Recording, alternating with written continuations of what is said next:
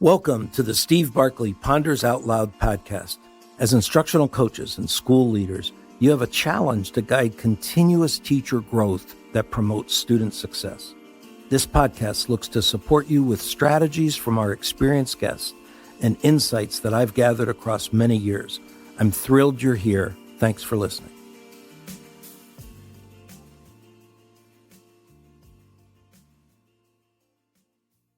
Another look at educator beliefs and behaviors.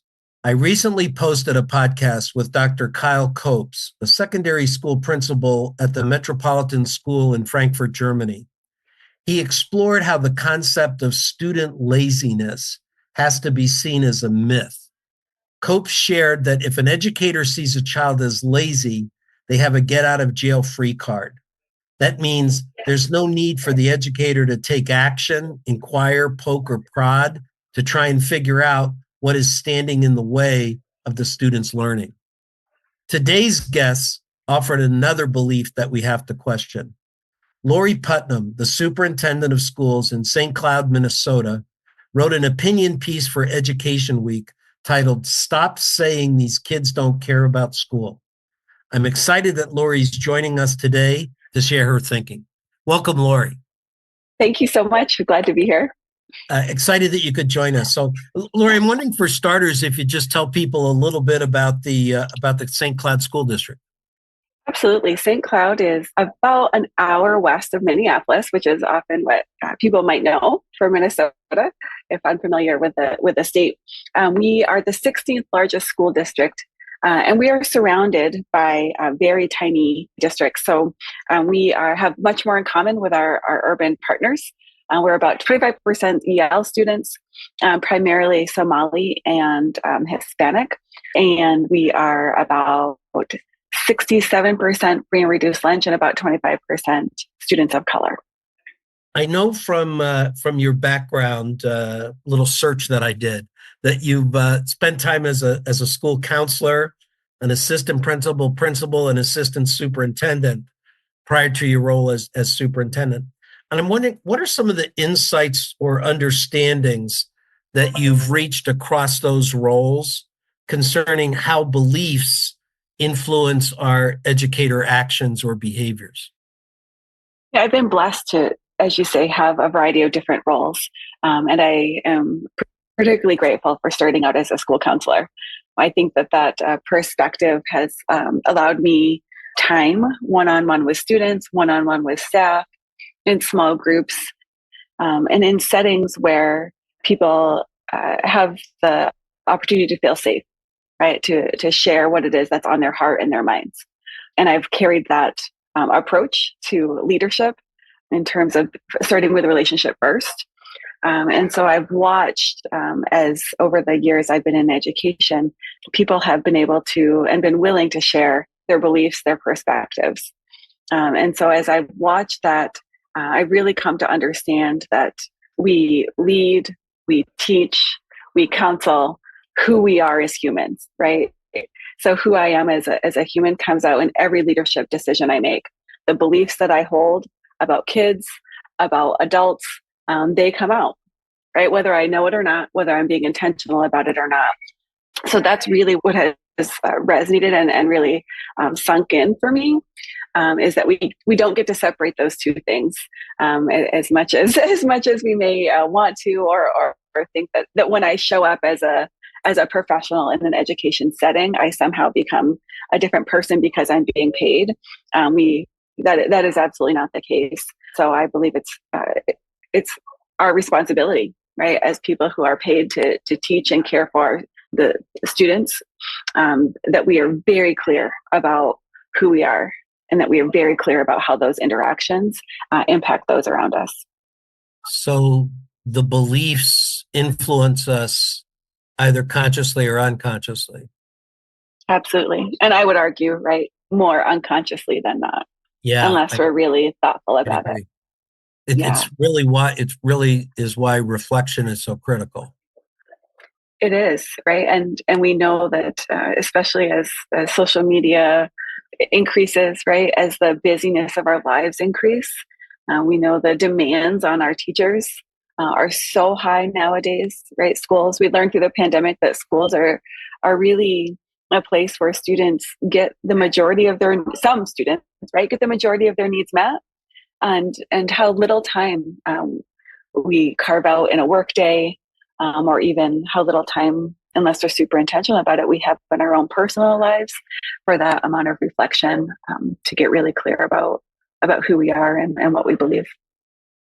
In your article, you share several ways that kids don't care narrative undermines the needed actions that educators in the community needs to take. And I'm wondering if you'd share some of those mistakes that we make because of having that belief. Absolutely. You know, what the podcast that you did with your previous guest really resonated, and I very much see the interplay between the conversations. You know, when we are as adults, whether we're educators or community leaders or even as parents, when we are coming into situations assuming that our students don't care or believing that, we put the onus onto the child, right? Onto the people who have the very least control over their situation. And then when we are able to put the responsibility onto the student, it does give us as adults the opportunity to just say, well, I tried and they don't care. Oh, there's another one, right? And so again, I very much believe that the people who work in our schools are there because they love and care for kids, right? They're motivated by success, right? That's what we know from psychology research, is that people are motivated by success, autonomy, mastery, relationship.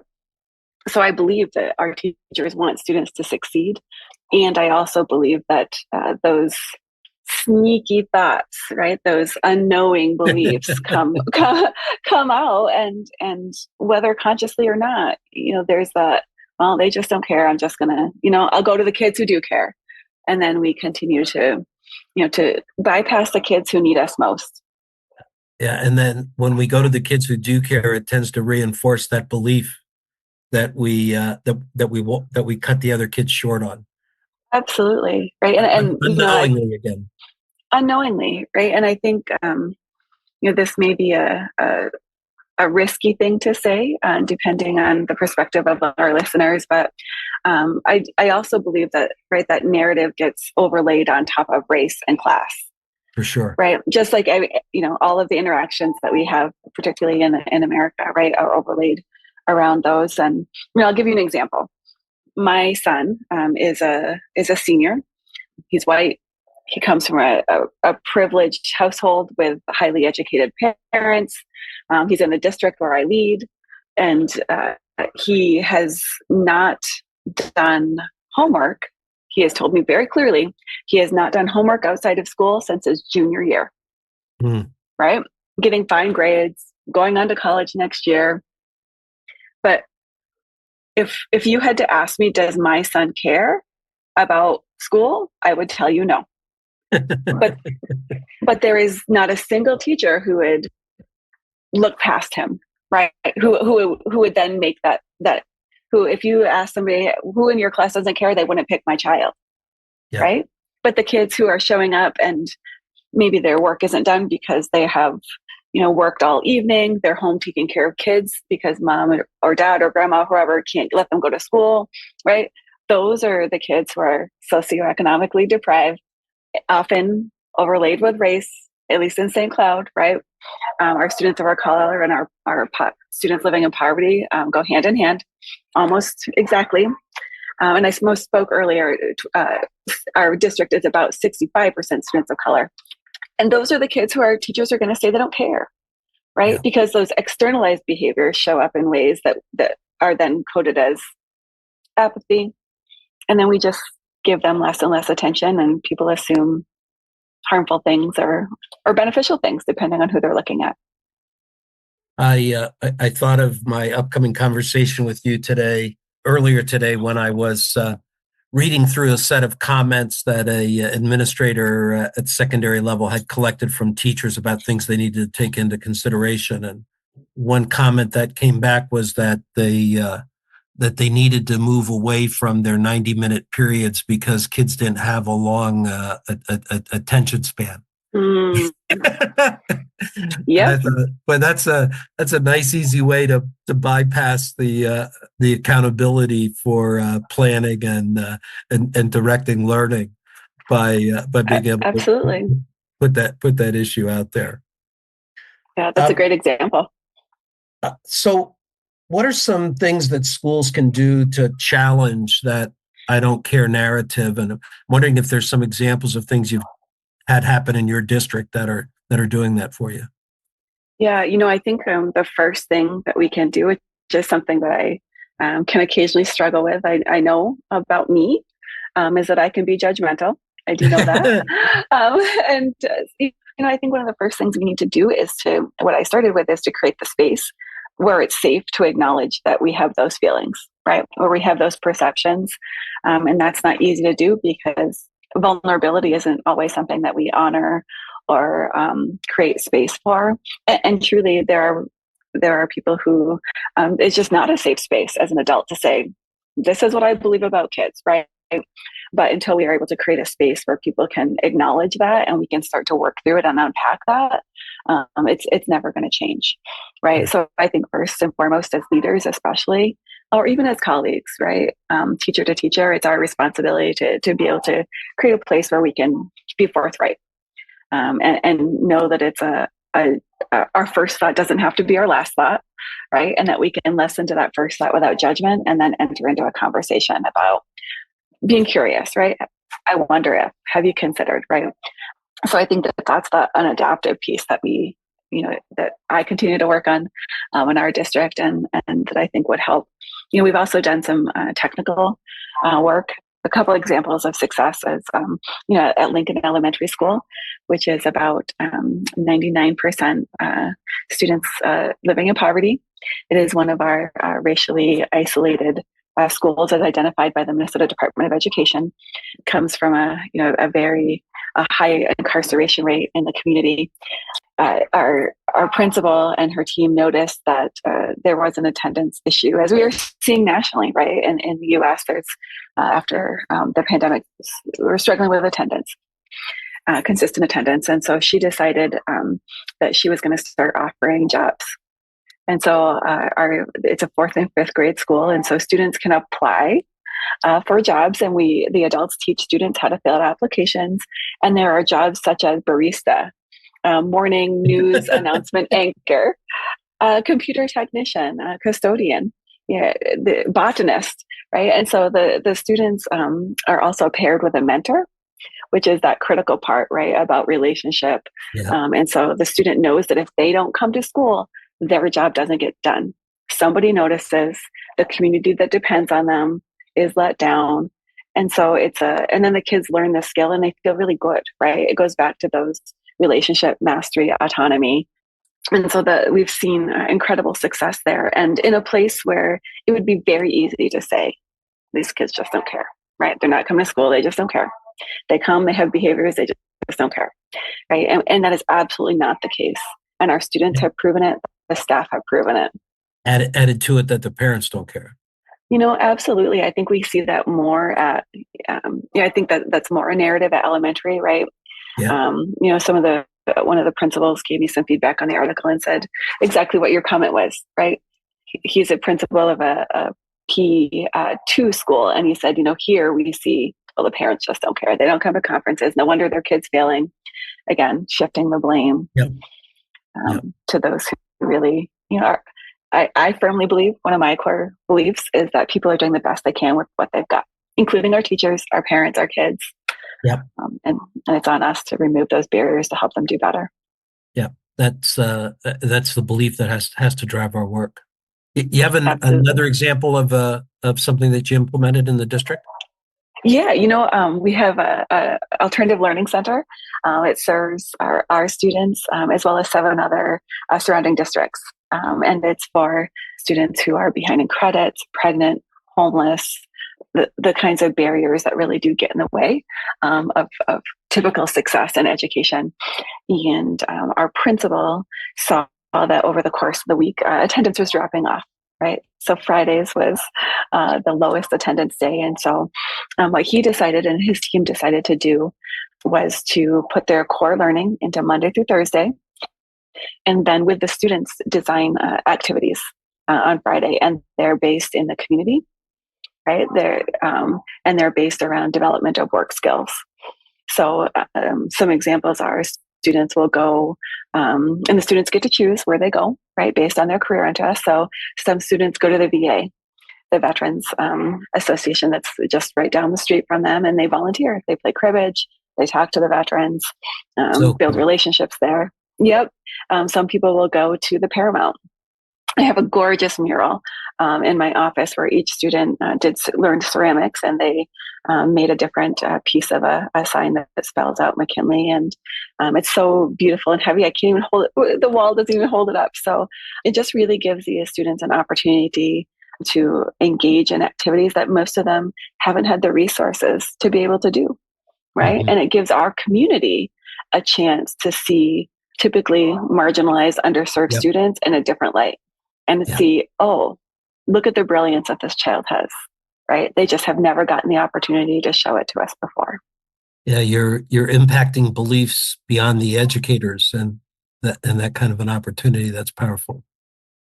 It's, and in St. Cloud, it's very important when we look at, we are judged by our communities on our test scores, our graduation rates, our 4-year graduation rates for the district, which includes McKinley, level 4 settings, hospital programs, which is not anything that our neighbors experience, right? Our 4-year graduation rates are not where we want them to be, right? Mhm. And I'm not making excuses for that. None of our team makes excuses for that. When you look at our 7-year graduation rates, they're about the state, right? We have students who have come to us with limited or interrupted formal education, and 4 years isn't enough, right? When Yeah. you look at our test scores, often many of our schools have a 40% turnover rate in terms of students. So 40% of the students who start the year, totally Yeah. different by the end. And so we're judged on the standardized assessment that is taken once a year. And they're not where we need them to be, right? But they are not all that our kids are. It's only a very bare fraction. One thing I was reading an article this weekend. There's a study done by Johns Hopkins University in Baltimore, and it looked at underprivileged students in the Baltimore public schools in 2021. And for a year, they did vision screening, and they got glasses for students. And the test scores of those students through the Wow. roof, right? Wow. But how easy would it have been to say, look at their scores, they can't do it, they don't care, Yeah. and to then disengage. Yep. So a lot of the listeners to this podcast are instructional coaches and school Mm. administrators. And I'm wondering if you have some thoughts on best ways that they can support teachers who are struggling with that. They don't care thought. I think you've kind of labeled one already for us, which is creating the opportunity to listen and to voice it in a safe environment. I'm wondering if you have a couple other items you might add to that. A couple of things that I would say is modeling, right?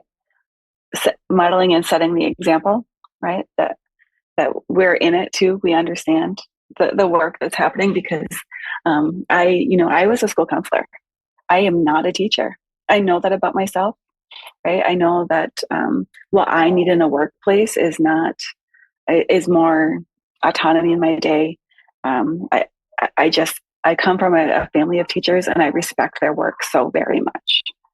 Right. So I think being able to model that we understand the challenges that teachers face, taking off their plates what we can, because truly we demand a lot from those who are serving, whether it's 22 5-year-olds all day long or 160 17-year-olds, right? That's a phenomenal ask of any human.